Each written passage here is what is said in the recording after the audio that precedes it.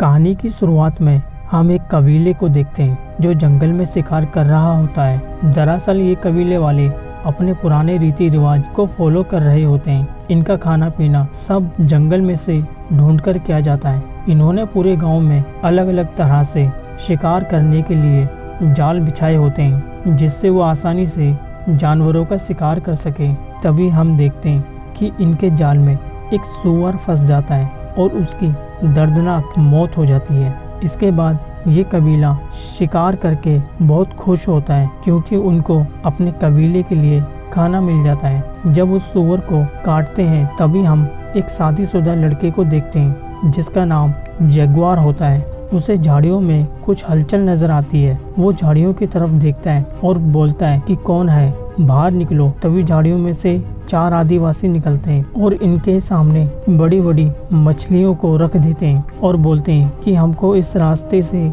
आगे जाना है। दरअसल ये इन आदिवासियों का रीति रिवाज होता है कि जब कोई किसी रास्ते से गुजरता है तो उसे तोहफा यानी कि गिफ्ट देना होता है। तभी हम देखते हैं कि झाड़ियों में से और लोग भी निकल रहे हैं। इसको देखकर जगुआर बहुत हैरान होता है, क्योंकि उसमें से बहुत से आदिवासी घायल होते हैं। जगुआर पूछता है कि तुम्हारे साथ क्या हुआ है। फिर एक आदिवासी कहता है कि हमारा कबीला तबाह हो गया, यानी कि खत्म हो गया, और अब हम एक नई जगह पर अपना कबीला बसाएंगे। इसको सुनकर जगुआर जानना चाहता है कि ऐसा क्या हुआ तुम्हारे साथ। तभी जगुआर का पिता अपने कबीले का सरदार भी होता है। वो जगुआर को उनके पास जाने से मना कर देता है। इस बात से जगुआर बहुत परेशान होता है, क्योंकि उसे लगता है कि कुछ तो बात है जो ये लोग तबाह हो गए। वो जानना चाहता है पर उनसे कुछ नहीं पूछ पाता। इसके बाद ये सब अपने कबीले में लौट आते हैं। इनके कबीले का माहौल बहुत ही अच्छा होता है। सब एक साथ मिलजुल कर रहते हैं और एक दूसरे के साथ हंसी मजाक भी करते हैं।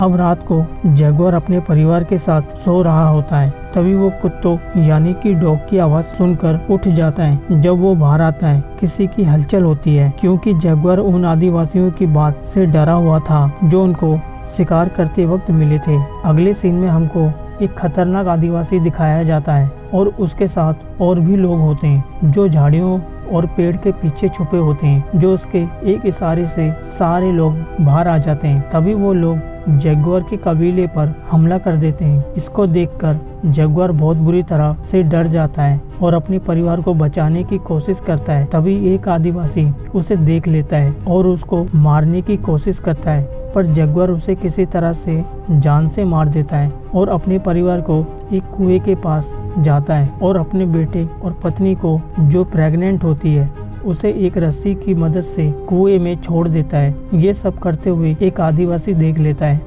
जगुआर जल्दी से जल्दी रस्सी नीचे गिराने लगता है, जिससे उसकी पत्नी नीचे गिर जाती है। हमलावर जगुआर पर अटैक कर देता है, पर हम देखते हैं कि जगुआर एक ताकतवर होता है, जिससे वो उसको भी जान से मार देता है। जगुआर अपनी पत्नी से कहता है कि मुझे अपने कबीले की मदद करनी होगी, जिससे वो जाने लगता है। ये सुनकर उसकी पत्नी मना कर देती है, पर जगुआर अपनी पत्नी से वादा करता है कि मैं वापस जरूर आऊंगा। ये बोलकर वो चला जाता है। तभी हम कबीले को देखते हैं जिसमें जगुआर के सारे लोग को बंदी बना लिया गया है, जिससे कुछ लोग की मौत भी हो गई है। इसके बाद हम एक बहुत ही खतरनाक आदिवासी को देखते हैं जिसका नाम मिडलाई होता है। जगुआर उसे जान से मारने की कोशिश करता है, लेकिन तभी इन सब का सरदार आ जाता है और जगुआर को भी बंदी बना लिया था। मिडलाई जगुआर को मारना चाहता है, पर उसका सरदार उसे साफ मना कर देता है। सरदार कहता है कि मुझे इसकी जरूरत है। जगुआर के पिता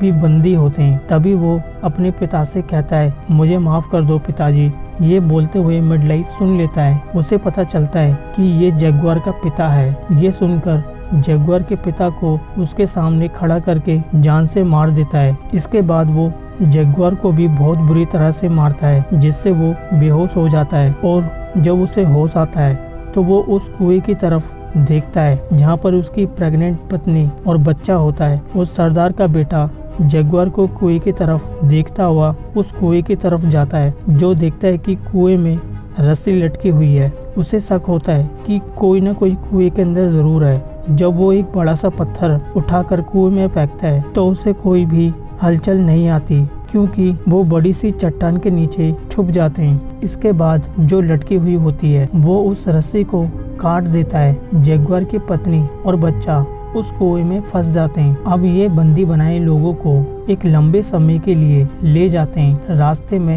इन्हें वो कबीले वाले भी मिलते हैं जो सुबह मिले थे, जिन्होंने इनके सामने मछली रखी थी। रास्ता इतना कठिन था कि उनकी हालत बहुत ही खराब हो जाती है। जब इनसे चला नहीं जाता तो वो इनको बुरी तरह मारते हैं। इसके बाद ये आदिवासी वहाँ आ जाते हैं जहाँ पर इनका पहले से ही कबीला होता है। हम देखते हैं कि यहाँ पर काफी सारी डेड बॉडी पड़ी हुई थी। इसे देखकर हमें पता चलता है कि इस कबीले में एक बीमारी फैल गई थी, जिससे ज्यादातर आदिवासियों की मौत हो गई थी। हमें ये पता चलता है कि ये बीमारी छूने से फैलती है। तभी हम एक बच्चे को देखते हैं। वो उस आदिवासियों से बोलता है कि बहुत जल्दी पवित्र समय आने वाला है, दिन में अंधेरा हो जाएगा और एक आदिवासी तुम सबको जान से मार डालेगा, जिससे तुम्हारा पूरा साम्राज्य खत्म हो जाएगा। इसके बाद ये सब आगे चले जाते हैं और एक ऐसी जगह पर जाते हैं जहाँ पर बहुत सारे मजदूर थे। उनको देखकर ऐसा लग रहा था कि उन लोगों से जबरदस्ती काम करवाया जा रहा है। आगे चलने पर इनके पास एक आदमी आता है और उस कबीले के सरदार से पूछता है कि कितने आदमी थे। सरदार बोलता है मेरा बेटा बताएगा। हमें यहाँ पता चलता है कि वो आदिवासी इन लोगों को बेचने लाए हैं और यहाँ पर आदिवासियों को बेचा जाता है और उनकी औरतों की बोली लगती है। इसके बाद इन आदिवासियों को एक भीड़ वाली जगह पर लेकर जाते हैं जहाँ पर इंसानों की बलि दी जाती है। इनको ये पता था कि इंसानों की बलि देने से भगवान खुश रहते हैं। और अब जगुआर की बारी आती है बलि देने की। तभी सूर्य ग्रहण हो जाता है और चारों तरफ अंधेरा हो जाता है। जैसे कि उस बच्चे ने कहा था, सूर्य ग्रहण के बाद इन सबको किसी दूसरी जगह पर ले जाया जाता है और सबको कहते हैं कि भागो तुम सब और अपने जंगल में चले जाओ। लेकिन जैसे ही कबीले के लोग भागने लगते हैं और उनके पीछे से भाले की मदद से हमला कर देते हैं, जिससे कबीले के लोग मारे जाते हैं। अब जगुआर और उसका साथी भागता है। जगुआर को एक तीर लगता है जो उसके शरीर से आर पार हो जाता है, लेकिन वो अभी भी जिंदा होता है। यहाँ पर आदिवासी का बेटा होता है, वो जगुआर को जान से मारने आता है, पर उससे पहले पर एक जख्मी आदमी उसको गिरा देता है। फिर सरदार का बेटा उसे वहीं मार देता है और उसके बाद चाकू निकालकर जगुआर के पास आगे बढ़ता है। लेकिन जगुआर को तीर लगा था, उस तीर की नोक को तोड़कर और उस आदिवासी के बेटे की गर्दन में घुसा देता है और वहां से भागने लगता है। यहाँ सरदार का बेटा मरने वाला होता है। इसे देखकर सरदार पागल हो जाता है और अब वो किसी भी हालत में जगुआर को जान से मारने के लिए उसके पीछे चला जाता है। यहाँ हम जगुआर को देखते हैं जहाँ पर लाशों का ढेर लगा होता है। ये सब उस पेड़ के नीचे से गुजरते हैं जिसके ऊपर जगुआर छुपा होता है, लेकिन ये सब उसे देख नहीं पाते। कुछ दूर जाने पर सरदार अपने सिपाही के कंधे पर खून लगा हुआ देखता है, जो कि उसका नहीं होता। इसे देखकर सरदार समझ जाता है कि जगुआर पेड़ के ऊपर छुपा हुआ है। इसीलिए सब के सब वापस आ जाते हैं और पेड़ों की तरफ देखते हैं। यहाँ हम जगुआर को देखते हैं जहाँ पर जगुआर जानवर का बच्चा और उसकी माँ भी आ जाती है। यह देखकर जगुआर उस तरफ भागता है जिस तरफ वो आदिवासी गए होते हैं। तभी एक आदिवासी जगुआर को देख लेता है और उसे पकड़ने की तरफ भागता है, लेकिन उसे पता नहीं था कि उसके पीछे मादा जगुआर पड़ी है। इसीलिए मादा जगुआर उसे मार देती है। अब जगुआर वहाँ से भागता जाता है, लेकिन वो आदिवासी अभी भी उसे ढूंढ रहे थे। वहीं भागते भागते अब जगुआर का रास्ता खत्म हो जाता है। उसके आगे बहुत बड़ा पानी का झरना आ जाता है और अब जगुआर को यहाँ से कूदने का मतलब मौत है। लेकिन तभी वो आदिवासी आ जाते हैं। इस तरह वो दोनों जगह मौत को देखता है, पर जैगुआर पानी के झरने के ऊपर से कूद जाता है। उसकी किस्मत अच्छी थी जो बच जाता है। अब वो ऊपर देखता है, वहाँ पर उनका सरदार और सिपाही होते हैं, देख रहे होते हैं। जैगुआर कहता है कि दम है तो आ जाओ, क्योंकि वो अब अपने जंगल में आ जाता है। जैगुआर कहता है अगर अपनी माँ का दूध पिया है तो आ जाओ। अब सरदार का सिपाही जाने से मना करता है, क्योंकि उसे उस बच्चे की भविष्यवाणी याद आ जाती है। उसने कहा था कि तुम्हारा अंत जल्दी आएगा और बाहर से एक आदमी आएगा जो तुम्हें अपने जंगल में ले जाएगा और फिर कभी तुम वापस नहीं जा पाओगे। लेकिन सरदार उसे चाकू मार देता है और कहता है कि बुज़दिल लोग मेरे साथ नहीं होने चाहिए। तभी सब एक के बाद एक झरने के ऊपर से कूद जाते हैं, जिससे एक की मौत हो जाती है और बाकी पानी से बचकर किनारे तक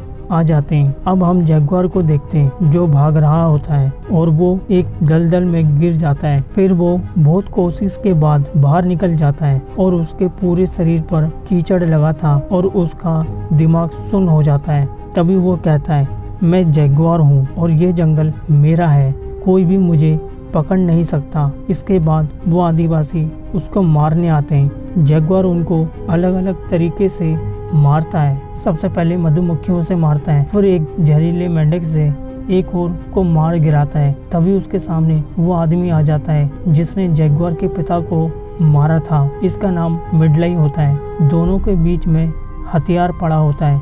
फिर दोनों उसको उठाने के लिए भागते हैं। मिडलाई हथियार को उठा लेता है, लेकिन उसका वार चूक जाता है, पर जैगुआर का वार नहीं चूकता। वो उसे एक झटके में मार देता है। तभी बारिश शुरू हो जाती है और उसे अपनी पत्नी और बच्चे की याद आती है जो कि कुएं के अंदर हैं। कुएं में लगातार पानी भर रहा था। तभी जैगुआर की पत्नी को लेबर पेन शुरू हो जाता है, यानी कि उसकी पत्नी का डिलीवरी का समय पास है। जैगुआर जल्दी से कुएं की तरफ जाता है, लेकिन अभी भी 3 आदिवासी उसके पीछे पड़े थे। उन 3 आदिवासियों में से 2 आदिवासी कुएं के पास रुक जाते हैं। जब वो देखते हैं कि जैगुआर की बीवी और बच्चा है, अब जैगुआर की तरफ देखते हैं। जो आदिवासी का सरदार उसके पीछे पड़ा हुआ है, जो जैगुआर को तीर मारता है, जिससे वो घायल होकर नीचे गिर जाता है। जैगुआर उस तीर को निकालता है और चैलेंज करता है। वो अपना तीर कमान नीचे फेंक देता है और चाकू निकालकर उसके पास भागता है। तभी सरदार का पैर एक शिकार करने वाले फंदे से टकराता है और एक नुकीली चीज उसके शरीर के आर पार घुस जाती है और वो वहीं पर मारा जाता है। ये वही ट्रैप था जिसको मूवी की शुरुआत में सुअर को मारा था। अब ये आदिवासी भी उसी ट्रैप में फंसकर मारा जाता है। अब जैगुआर को यहाँ से भागना पड़ता है, क्योंकि कबीले के 2 आदिवासी उसका पीछा कर रहे थे। वहीं दूसरी तरफ कुएं में लगातार पानी भर रहा था और इसके देखते ही देखते जैगुआर की पत्नी पानी में अपने बच्चे को जन्म दे देती है। यहाँ जैगुआर भागता हुआ समुद्र के किनारे आ जाता है और इसको देखकर हैरान होता है। तभी उसके पीछे दोनों आदिवासी आ जाते हैं और जैगुआर को नहीं मारते। फिर सब समुद्र की तरफ देखते हैं। अब समुद्र में बड़े बड़े जहाज और कश्तियां दिखाई देती हैं। फिर जैगुआर वापस उस कुएं की तरफ भागता है और अपने पूरे परिवार को बचा लेता है। आखिर में हम जैगुआर को अपने पूरे परिवार के साथ जंगल में होता है। जैगुआर की पत्नी शिप को देखकर बोलती है हमें उनके पास जाना चाहिए कि नहीं। इस पर जैगुआर मना कर देता है और कहता है कि हमको जंगल में जाना चाहिए। दरअसल इन बड़े बड़े जहाज में आए लोग यूरोपियन थे जो इन टापू पर कब्जा करने आए थे। इनके पास आधुनिक हथियार होते हैं। कबीले के लोग जिन्हें माया सभ्यता कहा जाता है वो भी इनका मुकाबला नहीं कर सकते। दरअसल अमेरिका में माया सभ्यता हुआ करती थी। ये छोटे छोटे कबीले आपस में लड़ते रहते थे। इसके बाद यूरोपियन लोग आए, उन्होंने आदिवासी को कब्जे में ले लिया और ये कहानी उसी सब्जेक्ट पर आधारित है और ये मूवी यहीं पर ख़त्म होती है। अगर आपको ये एक्सप्लेनेशन पसंद आई हो तो प्लीज़ इस वीडियो को like, share, comment and subscribe ज़रूर कर देना। फिर मैं मिलता हूँ एक और नई वीडियो में।